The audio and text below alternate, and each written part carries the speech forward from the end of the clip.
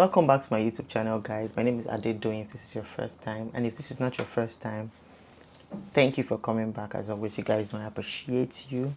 um yeah, so I've not done a sit down video in a very long time. It just feels weird, feels strange, but this video, like, I just had to do it.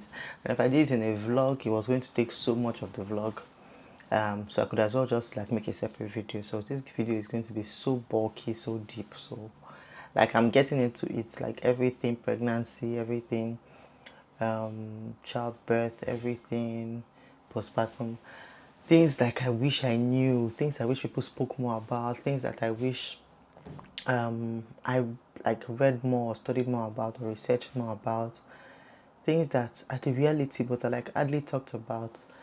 Like, it's almost as if, or am I not, or did I not search enough for those things? But it just seems like they were not out there. They were not as like out there. There are some things you easily find, but these ones, like, I did not know. Honestly, I did not know, and even the ones I knew, like, I didn't know how bad it was. So yeah, I'm just getting into all of it today: pregnancy, um, childbirth, postpartum, labor, everything, and um, yeah, everything in between, really, you guys. So yeah, let's get into it. If you see me look down, it's because I have my phone. I don't want to forget anything. So I've written out everything that I just want to make sure I touch on, and also someone sent me a question, and I also have that written here so I don't forget to talk about it. So this is not a overly planned video because I have some things jotted, but I just really want to speak from my heart because I know that there's so much like I want to talk about. So first, pregnancy. My pregnancy, really, first trimester was really eventful. It was eventful. Like I mean, I'm a doctor. I know you can get spotting in pregnancy, but like I didn't know how bad it could get. It was like every other week or every 2 weeks, like pretty much getting like a new onset of spotting that would last another few days.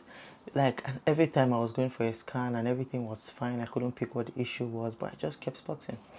And then I thought, oh, okay, first trimester is where the spotting is worse, and then when we get second trimester, we're going to scale through and we will not have that again. But my baby boy said, I want to give you a farewell gift before you enter second trimester. Like, just at the nick of second trimester, it was maybe 13 weeks or 13 weeks and some days.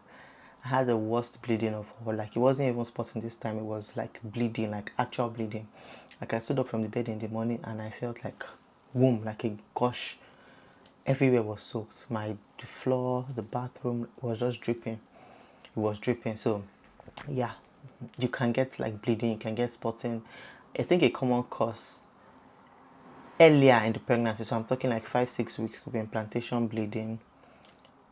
Yeah, the evidence, like, it's not completely clear. Sometimes people say, oh, implantation bleeding is like, oh, when you have implantation around 8, 9, 10 days post ovulation. But like, sometimes they also say still get like some spotting like a bit later, like 5-6 weeks. So yeah, that's usually when people commonly have spotting. But yeah, you can have it like even way past that in the first trimester. A common cause is subchorionic hematoma. Yeah, so it's like there's just like a bleeding, like a pocket of bleeding or a sac of blood just around where the placenta implants. So yeah, that can happen. Yeah, you can get bleeding, it can get heavy, and baby can be fine even in your first trimester. Now, if you're bleeding in your second trimester, third trimester, it may be more complicated issues. You get maybe the position of the placenta, just whatever the case, whether first trimester, second trimester, third trimester, be sure to always check with your doctor, your midwife, if you have any bleeding in pregnancy. So yeah, next thing was in first trimester still was the increased gag reflex, although this continued throughout pregnancy. So like, I know you feel nausea, I know you throw up, everybody knows that one. Oh, you feel nausea, you throw up.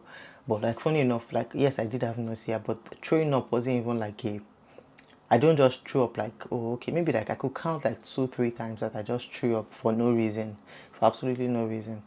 But like, that gag reflex when you're brushing, like, at some point I had to, like, I used to dread brushing my teeth. especially like when you do it first thing in the morning on an empty stomach. Oh my god, it's the worst thing in the world. Once the brush touches your tongue, best believe you're throwing up. I know it might not happen for everyone. No. I don't know if it's going to happen for everyone, but I just wanted to know that it's a possibility.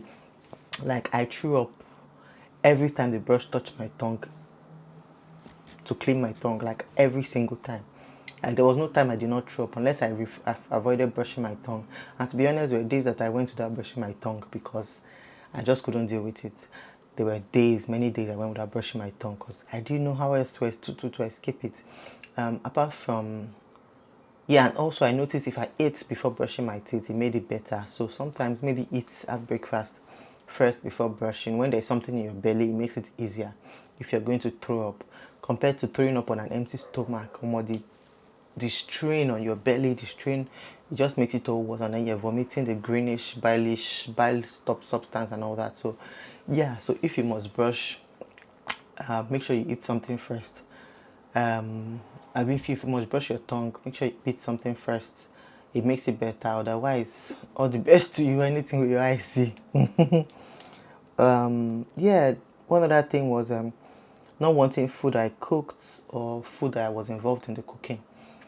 So I mean, it wasn't like bad to the extent that I went to, only because I knew I didn't have a choice. I'm not in Nigeria currently. For context, I'm in the UK, and you can't just walk out to your street and see someone selling puff puff or see someone selling a malad on the next street, or find someone making akara somewhere. So like, or your neighbor, there's no guarantee your neighbor is going to be someone in Nigeria who could be making like Nigerian food. So when I see women say, oh, they go to their neighbor, they perceive food and go to their neighbor and ask for food, I mean, if I had those options around me, maybe it would have been a possibility. Or those people that say they send their husband to go and look for burnt akara, burnt. Maybe if I had the option, maybe it would have been a possibility or it would have come up. But obviously, I knew there was nothing I could do. I didn't have those options as a matter of fact. So I had to cook my food and I had to eat it regardless of whether I felt like it or not, because I had to survive. Every craving I had to make myself. But to be fair, I didn't have lots of craving. Once I craved amala, I think that was about it. But I ate lots of carbs in the first trimester. So yeah, you just know that your appetite is probably going to be down the drain the first trimester. For most people, obviously, I can't generalize honestly at this point because I've seen too many examples for me to know that you can't generalize. But yeah, my appetite was down the drain. The only things I could stomach were carbs, so like eating plain white rice and stew, eating pasta and stew, eating. I didn't even want jollof rice. I didn't want fried rice. I didn't want. Then at some point towards the end of the first trimester, I was able to tolerate swallow with soup, like basically things with pepper, like hot stuff, yeah, hot food, yeah, with like pepper and like just plain carbs, no veggies, no fruits, none of those things. Yeah, so um, um, I mean, I didn't want to eat it, but I didn't have a choice because I had to survive. But yeah, it happens. I think your senses get like overloaded very quickly. So if you cook or you're involved in the cooking of a meal, chances are you won't feel like eating it. But if you don't have a choice, then you have to eat something. You get so. Okay, yeah, I spoke about like food aversion already pretty much. Like I didn't want to eat, like food irritated me. Oh, the worst of all was meat. Like meat, any kind of meat, chicken or turkey or beef or uh, like if I would even eat like chicken, it had to now be. I didn't even want turkey. If I would eat like chicken, it had to be like really dry, like grilled, like air fried to be very very dry. Like anything boiled or soft, nah, couldn't do it. Eggs saved my life. Boiled eggs saved my life. Fried eggs I'll throw up, but boiled eggs saved my life. So like food aversion is actually a thing, like actually a thing. So just stick to foods that you know you can stomach. See, you just need to survive at that point. In the first trimester, you're just pretty much trying to survive. Yeah, you're just trying to survive. So yeah. Even though my own food aversion, let me say, lasted throughout pregnancy, like even postpartum, like I started to get my appetite back about maybe for 3 4 weeks postpartum was when I started to get my appetite, when I started to feel hungry and like say, oh, I want to actually eat something, I want to eat this. Before then I just ate like to survive. it was never like, oh, I really, really, really want to eat, or and I have a very large appetite on a normal day, like, so I just got my appetite back. So yeah, because I'm starting to eat a lot, like my the scale is telling me, yeah, that you're eating a lot now. um yeah, so this is pretty much what the things I've said are pretty much like first trimester ish, and some of them span throughout first and second trimester. But second trimester, the major symptom, honestly, you get more energy. You don't like, okay, maybe for some people they get very energetic, but I think they describe getting energy in the second trimester in the context of, the context of what your energy is like in first trimester. So it's not like you're very energetic or like your pre-pregnancy energetic like self. You just have more energy than first trimester. Meaning, because first trimester you sleep a lot. I forgot to mention that as well. I found myself sleeping like I don't take naps. I'm not that person that takes naps. Like I never sleep in the afternoon, like unless I'm actually sick.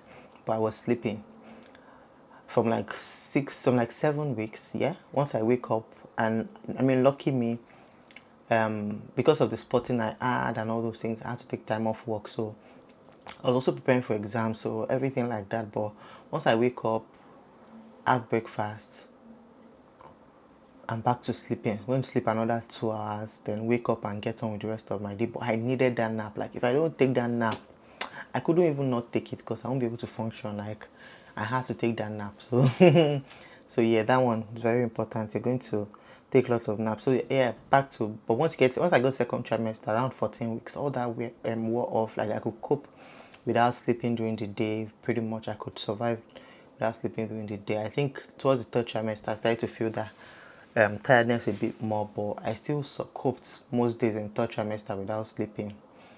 Yeah, I still coped most days without sleeping. So yeah. Um, so you get lots of this usually comes towards end of second trimester, third trimester, lots of body ache, lots of joint pains, rib pain, like your ribs, the sides. So it just seems like everywhere that there is bone, everywhere there is a joint, it just seems like the cartilages are sort of stretching. Do you understand? So it's like all the joints in your body are just loosening in preparation for birth. So you just feel pain everywhere. Like you just feel pain.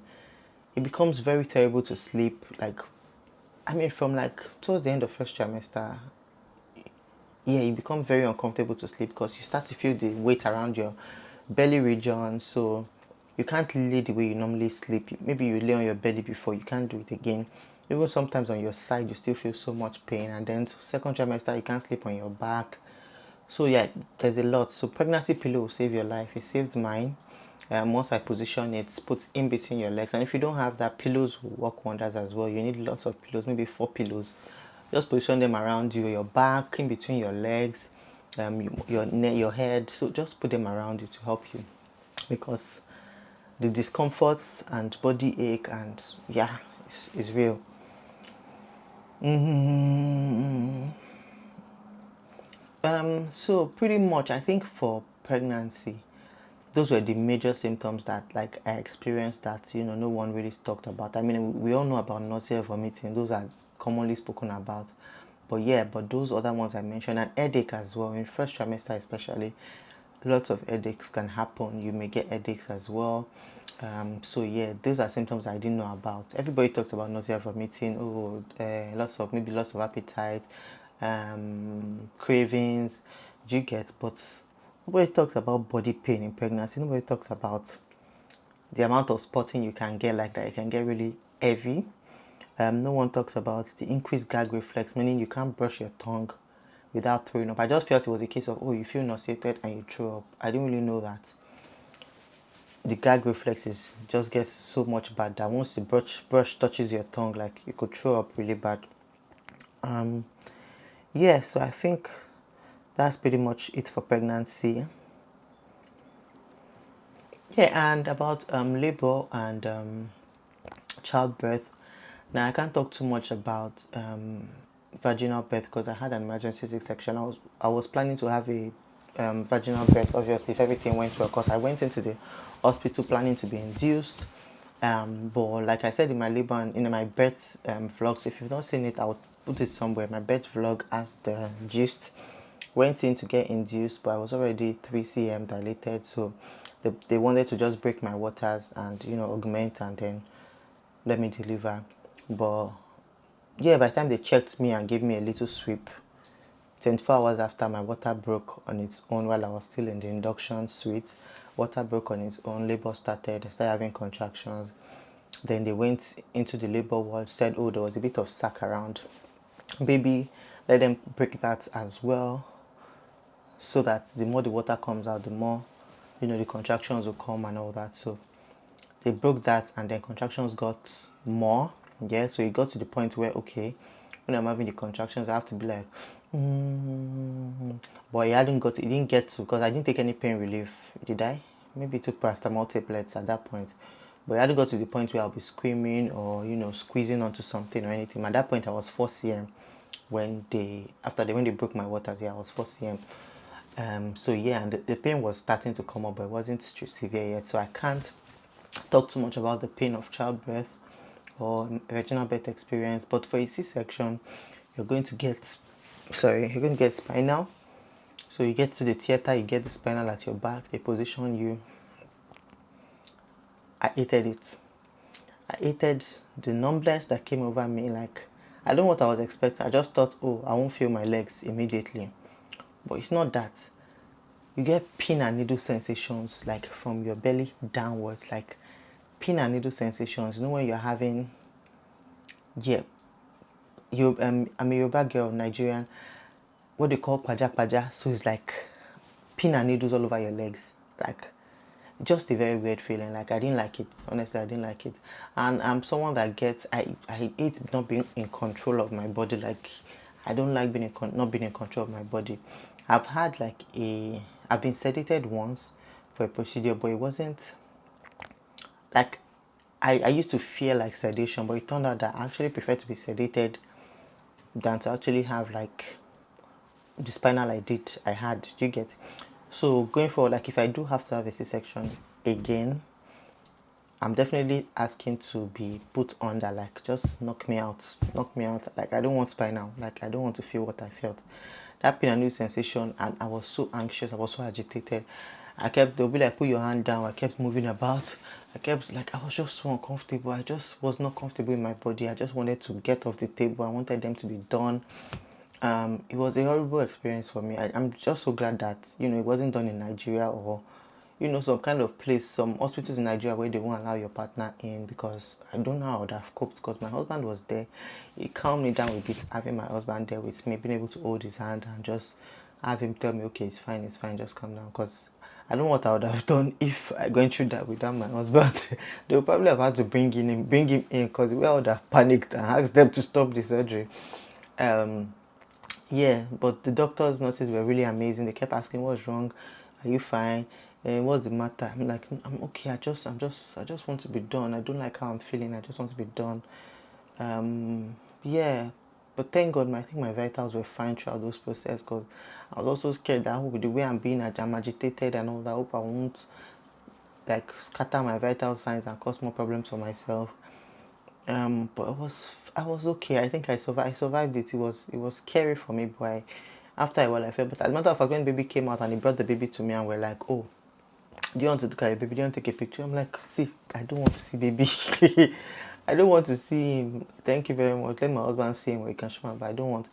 Until I felt like myself again when they were done. Like, okay, I knew that they were done with the surgery. They were about to close me up and stuff.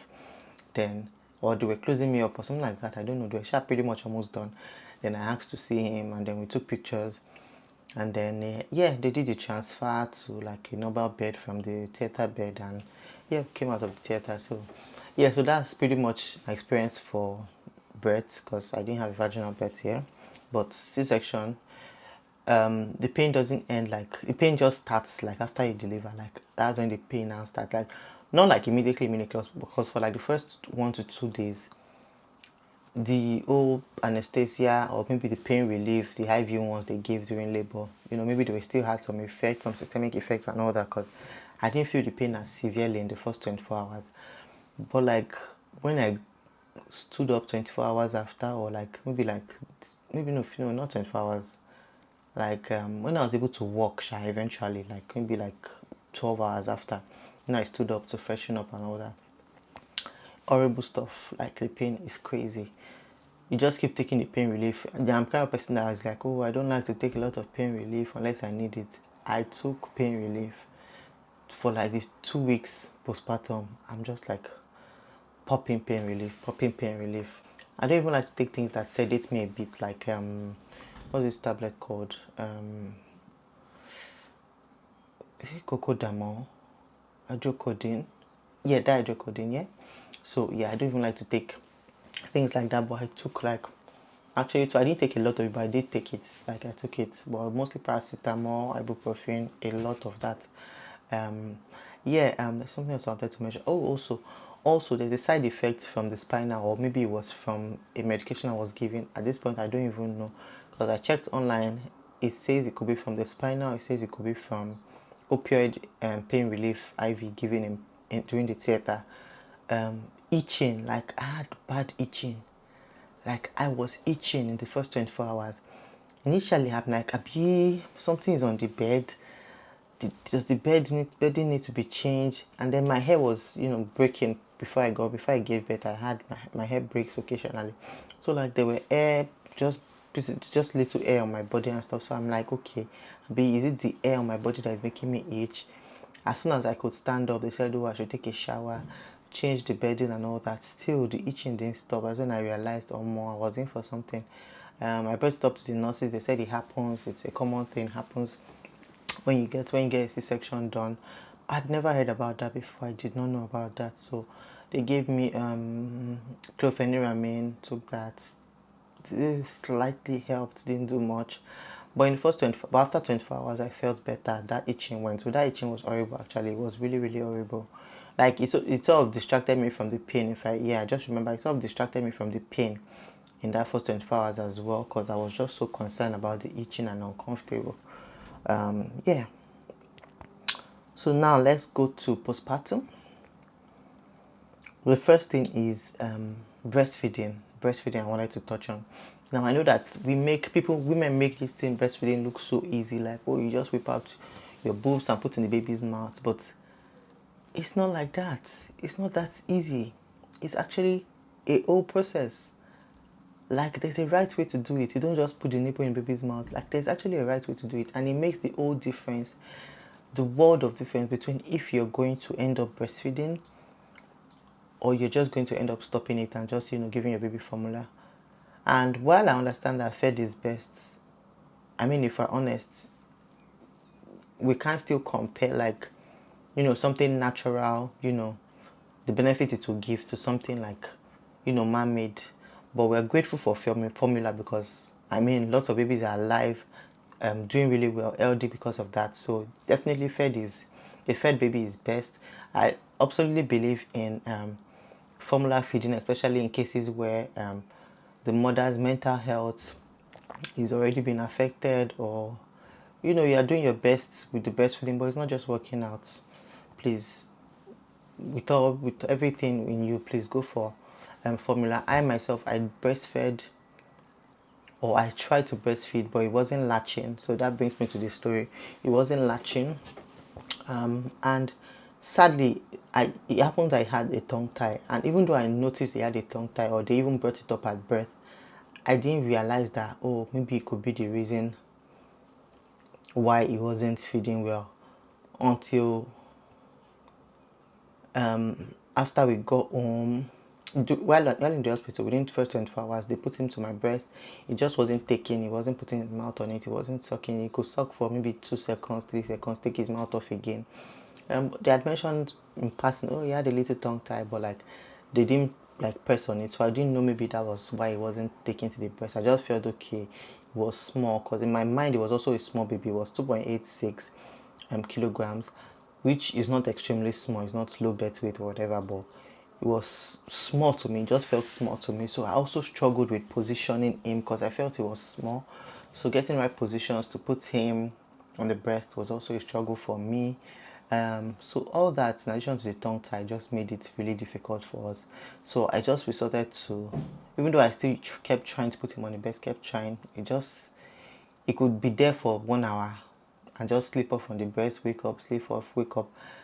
for a baby to be sucking for 1 hour, obviously, that is not getting anything out of it, or do you get my point? So a friend of mine brought the tongue tie up, and that was when I decided, oh, okay, let me. She also mentioned that maybe she had a similar experience or something like that, and that was when I decided to look into it. So we decided to look for private lactation specialist or someone that could cut the tongue tie. Luckily, we found someone, but all this was already like maybe when it was like 11 days postpartum. It was 10, 11 days old. Um, and at this point, obviously, even though before then we'd been using bottle, I'd been pumping. I pumped like 7, 8 times a day, so he was getting breast milk, but I wasn't getting enough to feed him. He was able to get most of his milk from the breast milk that I pumped, but not all his meals. And gradually, the volume of food they take starts to increase. So I gradually got to a point where the volume wasn't sufficient to feed him. It was now more formula than breast milk. But all this while I still kept trying to put him on the breast. I think before it got to more formula than breast milk, it was pretty much around maybe a month plus before it was more formula than breast milk. But before then, it was pretty much more breast milk than formula. Anyways, around before it turned 2 weeks, a few days before 2 weeks, I think. I don't remember exactly when it was. We booked a private lactation consultant who saw him and said, oh, the tongue tie was really bad. That definitely could be why it wasn't latching and all that. So she did cut it for us. We paid for it privately. She cut it for us, and then I also have to mention that I was alone. Okay, I can't say I was alone. It was just myself and my husband rather. My brother came in every weekends to assist us. So, but my mom couldn't make it before baby came, and also, I mean, I had friends come over to visit and all, bring stuff around for us, which was very helpful. But like for the child care, basically, it was my husband and I. And at 2 weeks postpartum, we went back to work. So um, there was a lot that I couldn't follow up with. After she did the tongue tie, she said, oh, to do some mouth exercises for him, um, keep putting him on the breast to encourage him to keep trying to learn to suck as the wound heals, which I kept trying. But honestly, dealing with stress of childbirth, dealing with baby blues, dealing with the physical, like labor, physical stress, physical pain. Like when I mean pain, I'm talking body aches. I'm not even talking the C-section pain. There is that pain as well, C-section pain.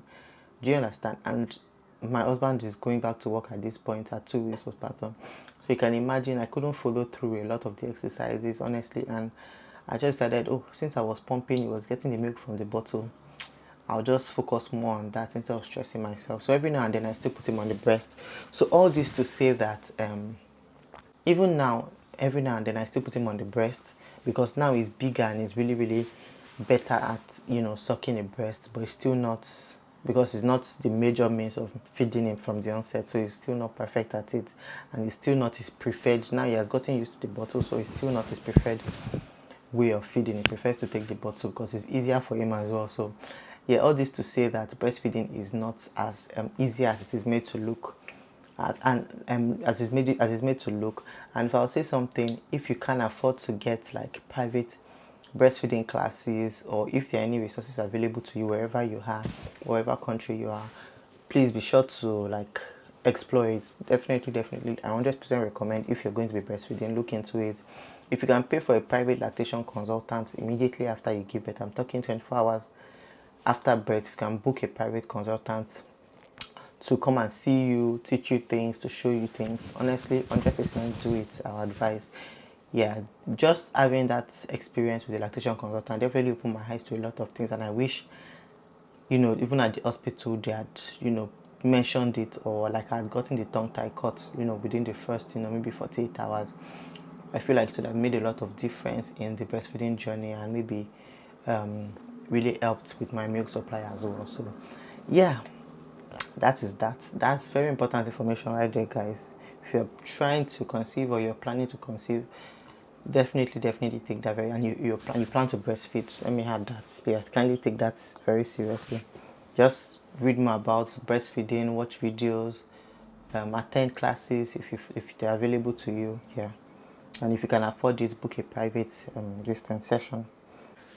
postpartum, there's the perpetual tiredness as well. Because of the sleep deprivation, you guys, you are going to be sleep deprived. Like, every day you're going to wake up thinking, God, I can't do it. I don't have the energy. I can't cope. Am I going to stay awake another night? Like, how am I going to do it? But somehow you're still going to do it. You're still going to do it. You're still very much going to do it. Shout out to all the amazing partners, who are very hands-on. The first 2 weeks when my husband was home, and times when my brother came around, we very well split the night shifts. He would stay awake up until, even after I resumed work here, even when he went back to work before my mom came, once he gets back from work, about 7, 8, I'll leave the baby with him. He would do night shift up until 1 a.m. because he had to go back to work. So from 1 a.m. I'll take over and continue till daybreak, and then throughout the day as well. Yeah, but at least he helped me get I used to get 4 hours stretch of sleep that period when he would watch the baby in the night before I took over. Because after then my sleep was interrupted. My baby would do 2 hours feeding, so I used to sleep maybe every 1 hour.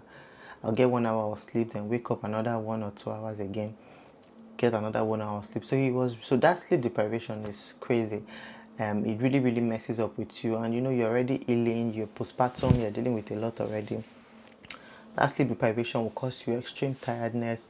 It helps to take lots of walks if you're in a place where you can get walks. I know if you're in Nigeria, for example, because of superstitious belief, they'll say things like, oh, you shouldn't be coming outside, you shouldn't be... Don't answer them. Don't answer them. If going outside will help your mental health, please go outside. Being caged up in the house doesn't do anybody good. Doesn't do you any good as well, at all. I remember then when my husband resumed work, once it's about 5 p.m. or around 4 p.m., I'll be so mentally fatigued. I'm just like, God, I can't drop this baby. I can't throw him away. I can't keep him anywhere. I just want someone to take him off me. I love my baby so much, but I would want someone to take him off me. I just wanted away from the noise. I was touched out. I was overstimulated, and till now, I still get very much overstimulated. There are times I'm just I can't. I just need a break. I actually need a break, and it's okay to need a break. You're a mom doesn't mean that you have to actually kill yourself. Do you guys get? Because all these things make the difference between having people having postpartum depression, postpartum psychosis, and all those things. Just these little things. Getting a break every now and then. I know that not everybody can afford to or has the opportunity to take a break, but if you have a partner who can help, please, why not? Yeah, so please take breaks. Have times where you're just push the baby, I want to go. And yeah, if I forget, taking showers every day. And I know it seems so people don't take showers every day when you give birth. It's very, very possible. I've had days when I went that I've had 1 or 2 days where I've what I mean 1 or 2, I've had days where I've skipped a shower. Honestly, postpartum, I've had days like that because you're exhausted, and when you get a break, you're not thinking, let me jump into the shower. You're thinking, let me just go and lie down and rest. Because you're thinking, if I go in another 30 minutes to freshen up, I've cut out of the time I'm supposed to rest. And sometimes you just don't even, you're not in the mood, you're not in the mental space to have a shower. But the truth is that taking showers actually saves me, if I say it that way. It became my time to myself. When I realized how helpful it was, I started taking it very seriously. So it was my time for myself.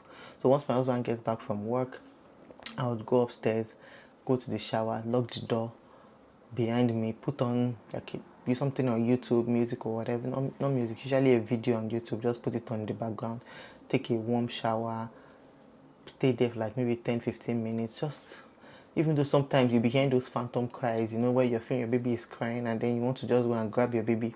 Or sometimes even when baby is actually crying with your husband, you want to go and grab the baby and say, bring my baby. Let me take care of my baby myself, as if the husband was not involved in the making of the baby. Yeah, even when you have those feelings, just hold on tight and just take that time to yourself. Honestly, take that time. Those times became my own time for myself. Taking walks as well, very, very important. If you're in a place where the air is cool, where it's not too cold, please step outside as much as you can. Get fresh air. It has become one of my favorite things now, taking walks. At least we do it maybe 3 times a week. We take walks. So Yeah, I've talked about the body ache postpartum as well. I've spoken for so long. I have to rush. I don't want to be more than 30-40 minutes. Or maybe I'll do it in 2 parts. I don't know yet, but let's see. So body ache, like the body ache postpartum is crazy. Like you actually have, like, even till now, like my neck, just from being in a position where you are, your neck is sort of bent over from, looking at a baby, caring for a baby. I have terrible neck pain, so I'm constantly taking ibuprofen for that. Not constantly, but every now and then it would be bad enough for me to need ibuprofen.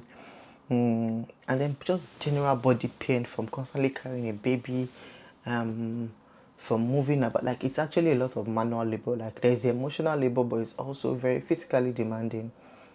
So no, women do a lot. Women are amazing. Women are amazing. Yeah, I forgot to mention the emotional aspect of it. Now I mentioned the physical aspect and the emotional aspect of it. Like you have very strong emotions that you can't control. Like there's the baby blues, quite alright. Yeah, I had that. Mine was actually picked on the 4th day postpartum. I was just crying. Like I was crying. I remember calling 2 of my friends that day. I was just crying on the phone. Like I can't say this is why I'm crying, but it just felt everything just felt so overwhelming. Like he's such a little baby. I'm scared that his baby is not fine. Maybe I'm doing something wrong. Maybe he's not fine. I'm not sleeping well. So everything just committed into just me crying. I was just crying tears that day. Before I say 2 sentences, I'm shedding tears. My husband was just like, "What kind of thing is this? What kind of thing is this?" So very strong emotions. So I want you to know that if you feel those things, it's very normal. You're not alone. Women all over the world who carried pregnancy and gave birth are feeling those things as well. As a matter of fact, I'm more scared to experience pregnancy again because of those emotional parts instead of because of the physical part. Like it was just a lot of emotions for me. Like it was just a lot. I was trying to make sense of what am I like, even though I knew for a little bit that you could have those things, but now experiencing it by yourself, like it's a whole lot. um yeah, sleep deprivation, like I said, makes everything worse. Sleep deprivation, it heightens everything. So yeah, so if you do have help, if you're in a place where you have help, please maximize it. Force yourself. I know you want to be there, you want to look at what's happening with your baby, you want to make sure that they're handling your baby well. But it helps if you have older parents, like a woman who has gone through that, who is older, or anyone who has had children before. It helps if you have them around you so they're able to reassure you and you're sure that your baby is safe with them. But if you have that kind of help, please maximize it. Get as much sleep as you can. Another thing is accept your new reality. I was at a space where I was also feeling like um, I can't wait for him to stop waking up every 2 hours. I can't wait for him to stop. And constantly checking, okay, when do people's babies stop waking up every 2 hours? Yeah. But at some point, I just gave up on it because I wasn't helping myself. Because I kept, okay, it got to so and so weeks. People don't say 8 weeks, their children start sleeping through the night. 8 weeks, my baby did not sleep through the night. 10 weeks, he wasn't sleeping. 3 months now, my baby is 16 weeks in a few days. He's still not sleeping through the night, still wakes up every 4 hours at night. Which means he has like 1 or 2 feeds in the middle of the night. No, probably 2 feeds in the middle of the night. But I've accepted my new reality. And maybe if he never stops feeding at night till he's 1 year old, I'll have to live with it. Do you understand? I've accepted the reality that my own reality can be different from other people's. And so I don't want to give myself false hope that will constantly make me feel bad. So yeah, that's there. I also do hope, just in speaking, that you have a kind partner because it makes a whole lot of difference. Someone who believes that the child, catering to the child, nurturing the child, doing things for caring for the child is his own responsibility as well. Doesn't think it's just for you to do. Doesn't think you're the one who should change all the diapers. Doesn't think you're the one who should, do everything, do all the feeding and everything. So I hope you have a kind partner and someone who doesn't think that way. I know people don't think that being at home is work, but I'm constantly telling my husband, I know you go to work, and right now I don't bother him for night shifts with the baby on days when he's going to work, like the next day. I don't bother him, obviously, because as doctors we're dealing with lives, and biologically the woman went through the process of labor, so our body has sort of wired us a bit to adapt to the stress of waking up. And this, I'm not saying this to say you should tolerate stress. So I'm not saying the same, but you should tolerate stress. Please, I'm an advocate for taking as much rest as you can. But to an extent, we are able to tolerate some of those things a lot more than they can. They haven't gone through the process themselves, so it takes them a bit more time to adapt to, not sleeping through the night. We biologically, our body is unable to sleep at a stretch. You just can't once you have a baby. Immediately you have a baby, you are waking up at interval. Your body has just, your brain has rewired throughout the process of pregnancy. You are waking up looking at the baby, waking up looking at the baby. Day is not the same for them, so they might take a lot of time to adjust to that new reality. But still, definitely, I am constantly telling my husband, like I said, that being at home is a lot of work. I allow you sleep at night because I know you are going out and dealing with human lives, but doesn't mean that me myself, I don't need like rest, or I don't need to also sleep. I don't need breaks. Do you understand? So what else? Yeah, I also said like it gets, like I'm pretty much traumatized, like I said earlier, by postpartum, like not even by pregnancy or labor or delivery, by postpartum. Yeah, go, like I'm traumatized by it. Like I'm putting it out there, obviously chances are more, it's higher than not that I'll have a second child. But honestly, I really wish like I didn't want a second child. I wish like I do want a second child, at least one more child. But like I wish I did not want, because that made it easier for me. But like it's like something I don't want. Like I don't want to experience the postpartum. Like I don't want to have that experience again. It's a lot. It's actually a whole lot. Like it's a whole lot. So yeah, just putting that out there as well. And I know that everybody's experience is not going to be the same. Some people will have it way easier, but me not having help earlier in the labor and even during pregnancy maybe might have influenced, me finding it difficult to come to terms with the fact that okay, maybe I don't want like a second child, or I may not want to have a second child. But yeah, that's that. Anyways, lastly, I'll say that, okay, no, not lastly, but almost done. I'll say it gets better. It actually does get better. I read somewhere online that someone said someone used the word the fog starts to lift around 3 months postpartum, which I definitely agree with. And maybe it's 3 months and a few weeks, 3 months and 2 or 3 weeks. And I definitely agree, because it was around that 3 months mark that I started to feel a bit sane. Like I don't get scared like when it's nighttime, like thinking, oh, we're about to start another night. Like there's that fear every night then that, oh, we're about to start another night shift. Oh my god, am I going to survive another sleepless night? But yeah, it gets better. So I started to feel really, really better around that 3 months mark. So yeah, it does get better. The fog starts to lift. You start to feel like yourself again. You start to feel sane. You start to feel whole. So definitely prioritize your mental health by taking breaks, giving outsourcing work that you don't need to do, giving out lots of like anything within the house. If you have help, maximize it. Yeah, someone asked a question about financial planning for the baby and saving for the baby.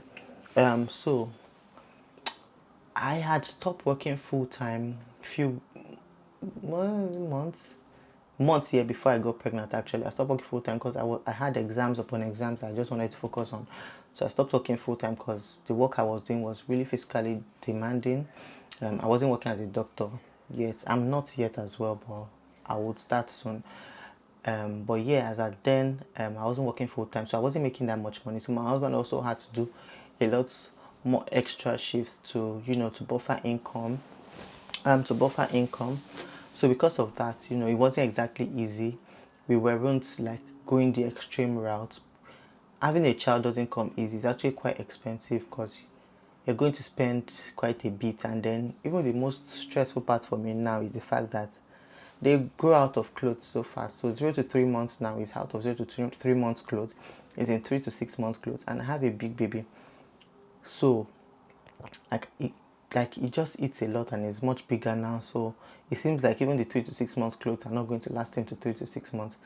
I don't have so much 6 months and above clothing.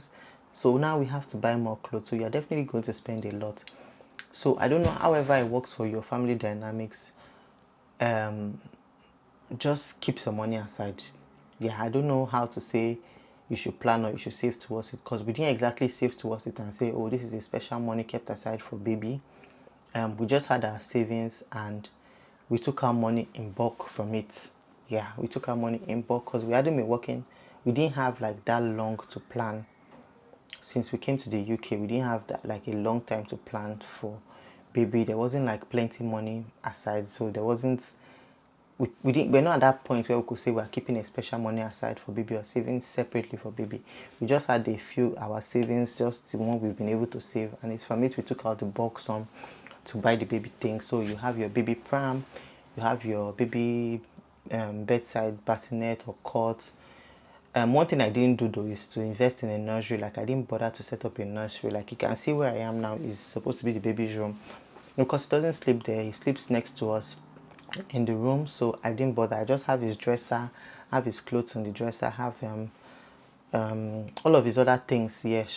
His diapers, his wipes, all those things are stored here. But like I didn't do anything. It's just plain. There's no cot. I didn't even buy a baby cot because he doesn't need it yet since he's sleeping in the next to me. It's advised that your baby stays in the same room with you for the first 6 months. So he's sleeping in the room with us.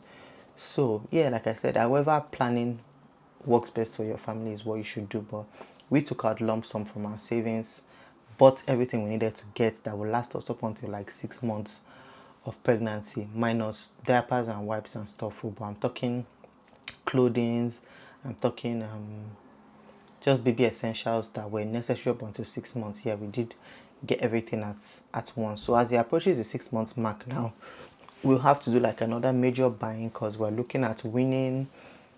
We're looking at transitioning into a cot possibly. So there's going to be a lot more buying that will be happening in a few months. So yeah, that's just all I can say. I can't really say much about the financial part. Maternity leave, I didn't really get maternity leave per se because I quit my job when I was about 3 months postpartum year. After I had the bleeding episode I mentioned earlier where I had a major bleeding, I quit my work because like I said, it's physically demanding, so I quit it and was at home because I also had exams in the coming months. So I'm just like, stay at home. Because I had worked before. I'm in the UK, by the way, if I've not said that before.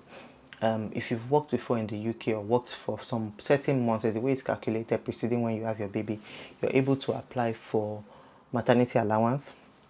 Yeah, so maternity allowance is what I'm getting. I wasn't getting anything from my employer because I wasn't working. I wasn't employed again. But you can apply for maternity allowance if you've worked in the UK within a certain period, even though you're no longer employed at the point when you are having the baby. You can still apply for maternity allowance. And if you're employed as well, lucky you might be able to get much better pay from your employer. So yeah, I'm also currently not, like I said, I'm not employed at the moment as well, which is why I'm not exactly calling it a maternity leave. Yeah, just to put this out there, I'm also going to be starting work in August.